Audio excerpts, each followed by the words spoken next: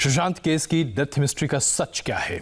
CBI की investigation जारी है। इस बीच सुशांत केस में इंसाफ की मांग कर रही कंगना रनौत और शिवसेना के नेता संजय राउत के बीच एक जंग छिड़ गई है। कंगना रनौत ने संजय राउत पर धमकी देने का आरोप लगाया है। कंगना ने ट्वीट कर कहा है कि शिवसेना के नेता संजय राउत ने उन्हें मुंबई नहीं आने की खुली धमकी दी है। कंगना ने कहा है कि पहले मुंबई की सड़कों में आजादी के नारे लगाने और अब खुली धमकी मिलने की बात एक साथ आ रही है। कंगना ने अपनी ट्वीट में कहा है कि मुंबई पाक अधिकृत कश्मीर की तरह आखिरकार क्यों लग रहा है। तो ऐसा लग रहा है जैसे कि एक ट्विटर वॉर शुरू हो रहा है।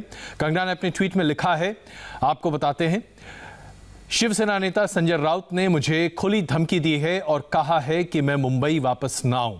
पहले मुंबई की सड़कों में आजादी के नारे लगे और अब खुली धमकी मिल रही है।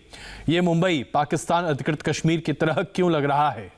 जाहिर सी बात है, शिवसेना पर एक करारा हमला कंगना रनौत की तरफ से किया गया है। सुशांत केस में सीबीआई पहली बार सुशांत के डॉक्टर से पूछताछ करने जा रही है। थोड़ी देर पहले सुशांत के डॉक्टर रही Susan Walker DRDO guest house पहुंची हैं, जहां सीबीआई उनसे पूछताछ कर रही है। सुजैन वॉकर सुशांत की साइकियाट्रिस्ट रह चुकी हैं और उन्होंने सुशांत का इलाज किया था। सीबीआई लगातार तीसरे दिन रिया के पिता इंद्रजीत चक्रवर्ती से भी आज पूछताछ कर रही है। हमारे संवाददाता राजेश कुमार इस वक्त हमारे साथ मौजूद हैं। और राजेश, ये बताइए कि इंद्रजीत चक्रवर्ती से 3 दिन तक लगातार ये पूछताछ जो हो रही है, उसमें दरअसल किन किन बिंदुओं पर बात हो रही है? कुछ इसकी जानकारी मिल पा रही है क्या?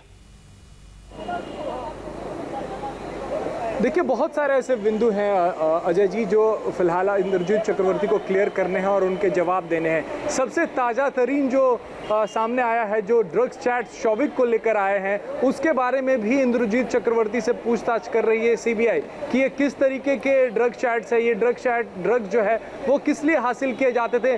तो सीबीआई जो है सुशांत के मौत के मामले की जाँच कर रही है, अबेटमेंट के चार्ज की जाँच कर रही है। यही वजह वो ये जानना चाहती है कि क्या शौविक के ड्रग्स जो हासिल करता था, क्या सुशांत के लिए तो हासिल नहीं करता था। ये बात इंद्रजीत चक्रवर्ती से पूछी जा रही है, क्योंकि सुशांत काफी लंबे समय तक उनके घर में रहे हैं। तो ये बात सीबीआई जानना चाहती है। साथ ही फाइनेंशियल ट्रांजैक्शंस की जो बातें हैं वो अभी तक साफ नहीं कर पाए इंद्रजीत चक्रवर्ती। 15 करोड़ के गबन का जो आरोप परिवार का है उसको साफ नहीं कर पाए इंद्रजीत चक्रवर्ती, इसलिए उन्हें बार बार बुलाया जा रहा है। और रिया चक्रवर्ती के बयान से काफी सवाल निकले हैं, जिनके जवाब इंद्रजीत चक्रवर्ती को देने हैं। खास करके जो पर्सनल रिलेशंस जो रिया चक्रवर्ती और सुशांत के बीच में थे, उसके ठीक जवाब नहीं दे पा रहे हैं, इसलिए ये पूछताछ जो है उनकी लंबी चल रही है। अजय जी, बिल्कुल। और अभी जिस साइकियाट्रिस्ट ने सुशांत से मुलाकात की थी, सुजैन, जो कि अभी डीआरडीओ गेस्ट हाउस भी पहुंची, उनसे भी पूछताछ होगी। इनके बारे में क्या जानकारी है? क्या सुजैन को दरअसल रिया चक्रवर्ती ने निर्धारित किया था, उनकी शिनाख्त वो उन्होंने की थी, जिसके बाद सुशांत से बातचीत हुई थी सुजैन की? या आखिरकार भूमिका क्या है? रिया चक्रवर्ती और सुजैन के बीच में कहीं कोई लिंक है? देखिए, वही जानने की कोशिश करेगी सीबीआई कि आखिर सुजैन वॉकर को अगर किसी ने हायर किया था, सुशांत के लिए हायर किया था, तो किसने किया था? क्या रिया चक्रवर्ती ने किया था? कब किया था? क्या तकलीफ जो है वो बताई थी कि सुशांत को है? क्या सुशांत से वो मिल पाई थी? सुशांत से मिल पाई थी तो सुशांत ने क्या कहानी बताई थी? क्या कोई पुराना इतिहास उनके मनोरोग का रहा था?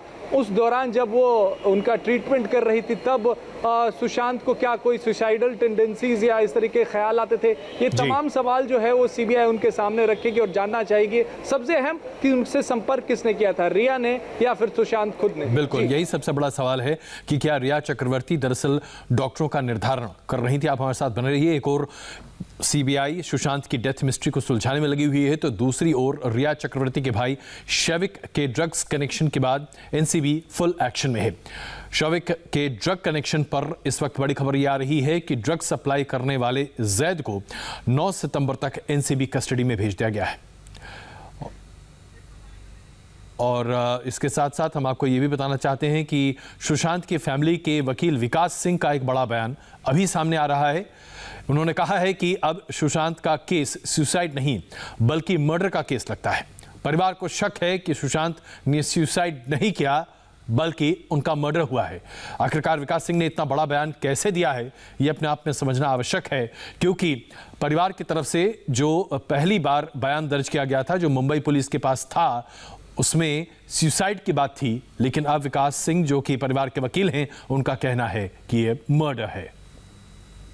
Well, the family is definitely having grave doubt that this is not suicide and this is murder.